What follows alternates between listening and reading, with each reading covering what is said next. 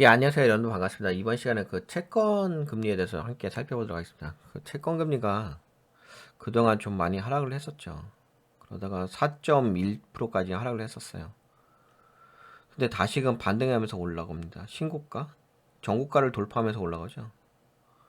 현재 4.28%까지 올라왔으니까 여튼간에 미국의 채권 금리가 다시금 반등해서 올라온다. 네, 이런 부분이 있고, 근데 이 부분이 또 어디하고 연결되냐면은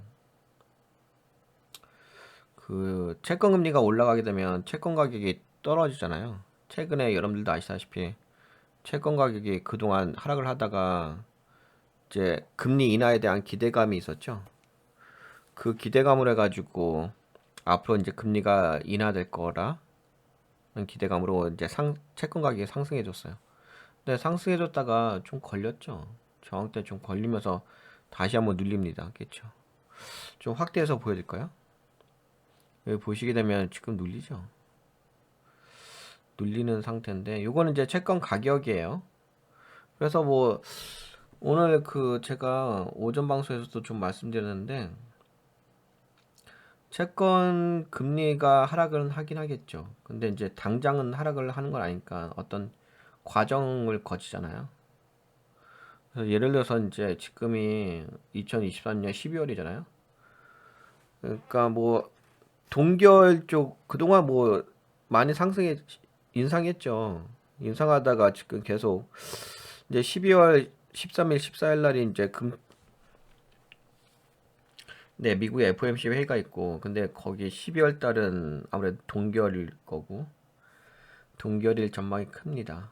근데 이제 중요한 것은 그거죠. 그동안 이제 금리를 상승시키다가, 앞으로 이제 동결이에요. 근데 지금 뭐, 여러 가지 기사 내용과, 전망, 채권금리, 그러니까 미국의 기준금리 인하 시점을 언제로 보고 있냐면 2024년 5월 달로 보고 있더라고요. 그렇다고 한다면은 금리 상승이 12월 달하고 그다음에 내년 5월 달 하게 되면 3개월에서 5개월 정도가 금리 동결이거든요. 근데 이게 기준금리가 미국의 기준금리가 지금 5.5%잖아요. 5.5%에서 현재 동결인 거지 인하는 아닌 거잖아요. 그렇죠? 근데 어떻게 됐죠? 최근에 그 기준금 저기 미국의 채권금리가 많이 하락했어요. 그러니까 기준금리가 5.5%인데 채권금리가 최근에 4.1%까지 떨어졌죠. 좀 그러면 과도하게 낙폭이 된 거죠.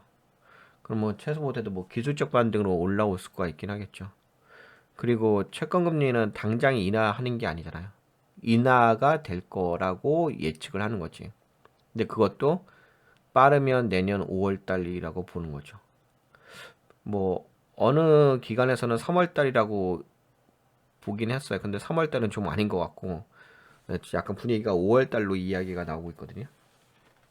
물론 5월도 뭐 딱 픽스가 된 건 아니고 그렇게 예정이 된다 이렇게 보고 있는 건데 결국에는 내년 5월 전까지는 현재 미국의 기준금리가 5.5%인데 5.5%에서 동결인 거지 내려오는 건 아니잖아요.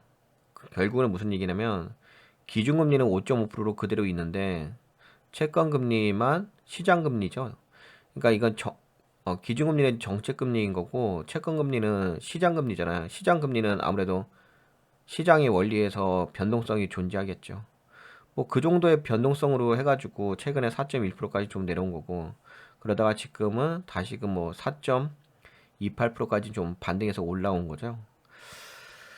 뭐 그렇다고 한다면 그냥 좀 이 정도 범위 내서 최근에 여기 채권금리가 5% 정도 찍었다가 4.1%까지 내려오면서 일정한 범위 내에서 박스권으로 계속 진행되지 않을까 그렇게 생각되어집니다.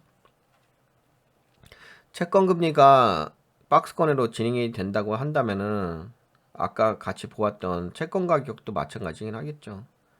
채권 가격도 지금은 이제 채권 금리가 빠져 하락하다 보니까 채권 가격이 올라갔고 채권 가격이 다시 채권 금리가 반등이 기술적 반등에서 올라고 간다면 다시금 채권 가격은 좀 하락을 하겠죠. 결국에는 채권 금리가 채권 가격이 올라가려고 한다면은 지금은 아니라는 거죠. 당장은 아니고. 왜냐면은 계속적으로 동결이 이어진다는 거잖아요. 동결이 언제까지? 내년 최소 못해도 4월까지는 이어진다는 현재 분위기죠. 뭐 그렇게 된다면은 그냥 이제 일정한 범위 내에서만 움직인다 라고 보는 게 맞을 것 같습니다. 그래서 제가 봤을 때는 그 채권 가격은 한 3개월에서 5개월 정도 네, 박스권 매집에서 일정한 변동성 구간이 형성이 되고 나서 그리고 나서 본격적으로 진짜 금리 인하라는 분위기가 형성되게 되면은 어 뭐 매집 끝나고서 날라가긴 하겠죠. 채권 가격이 올라가긴 하겠죠. 근데 뭐 채권 쪽은 뭐 그렇게 빨리 볼 수 있는 영역은 아니고요. 채권 가격의 그 움직임은 한 2년에서 3년을 좀 보셔야 돼요. 좀 장기적인 관점으로 보셔야 테마성은 아니잖아요. 채권 금리하고 채권 가격이 경제인 거죠. 네, 뭐 그런 관점으로 좀 긴 관점으로 좀 보시는 게 좋을 것 같긴 합니다. 네, 요 정도 볼게요. 오늘 좀 채권 가격에 대해서 채권 금리에 대해서 좀 말씀을 드린 이유는 최근에 채권 금리가 계속 하락을 했었고 채권 반대로 채권 가격이 상승하다 보니까는 뭔가 변곡점이 형성되지 않을까 싶었었거든요. 근데 그게 지금 변곡점이 형성이 된 것 같아요. 근데 그 변곡점의 어떤 모양새는 이 박스권의 고점과 박스권의 저점에서의 이 움직임의 변곡점이라고 볼 수가 있겠죠. 어떻게 보면 지금 이 박스권 저점이지 않을까? 좀 이렇게 생각을 좀 해봅니다. 그러면 이제 다시금 채권 가격, 채권 금리가 좀 올라갈 수가 있는 부분이 있긴 하겠죠. 반등으로도. 물론 뭐 그렇게 빨리 올라가는 건 아니겠죠. 또 여기서 왔다리 갔다리 또 매집이 일어나고 그 다음에 올라가고 뭐 이런 식의 움직일 수가 있으니까. 여하튼간에 뭐 지금은 그냥 기술적 반등 관점으로만 좀 이해하시면 되지 않을까 싶습니다. 그러니까 자잘한 변동이 있을 듯 싶어요. 근데 중요한 것은 핵심은 이거겠죠. 핵심은 이 기간이겠죠. 동결 기간이 중요하겠지.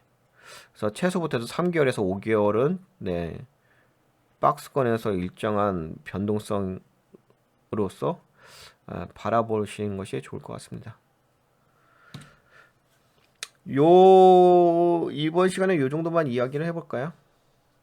그리고 오전에 이야기했던 거 금리 인하 시점을 기준으로 해서 변하는 금융 포인트 요거 살짝만 좀 말씀드린다면 아무래도 뭐 금리 인하가 된다는 것은 경기 침체를 뜻하는 거니까 코덱스 인버스가 좀 올라갈 수 있고 그 다음에 금리 인하가 된다는 얘기는 경기 침체니까 소비자 물가 지수가 디스인플레이션, 디플레이션 그 다음에 유가가 하락을 할 거고 유가는 좀 많이 하락을 했죠. 그 다음에 금리 인하하게 되면 채권 금리가 떨어지니까 채권 가격이 올라갈 거고 FX는 저는 좀 달러가 금리 인하로 인해서 달러가 좀 상승하지 않을까 이렇게 보고 있어요.